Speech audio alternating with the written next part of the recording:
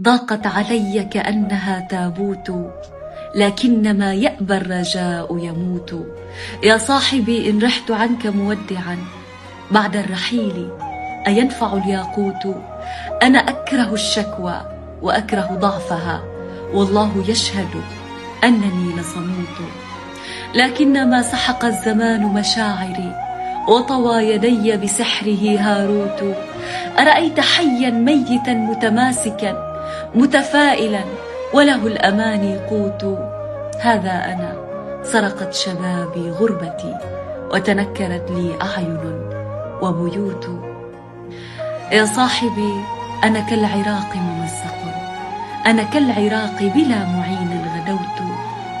عجل فإن الصمت أخرس ضحكتي، وضيعتاه إذ الأوان يفوت. أقول الآه كي تشفي غليلي، وتجرحني وأحسبها دوائي. على جمر تسير بي الليالي، ولا نور أمامي أو ورائي.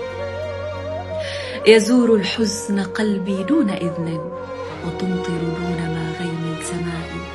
أنا الصمت الحريق، أنا الشحوب، أنا صبر العراق على البلاء. أنا لا أستريح على فراش، وفي جنبي هم كربلائي. تقول أراك مبتسما تغني، وكم يحتاج مثلك للبكاء. وما تدري أن بكاي صعب وأكبر من دموع كبريائي. أشرق أم أغرب أم أطير، فشعري والهموم هما السرير. وإن غنى الملوك جميل شعري، فإني ما أزال أنا الفقير. وآلافا من الأبيات أبني، وما في حوزتي بيت صغير.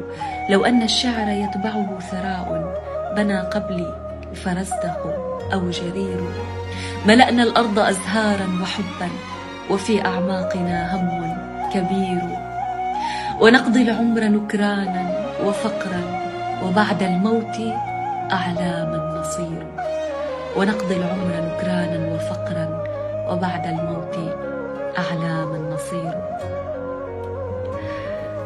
صاحب الأثر لا يموت، صاحب الأثر يبقى حي، وتبقى رسالته حية في قلوب الناس.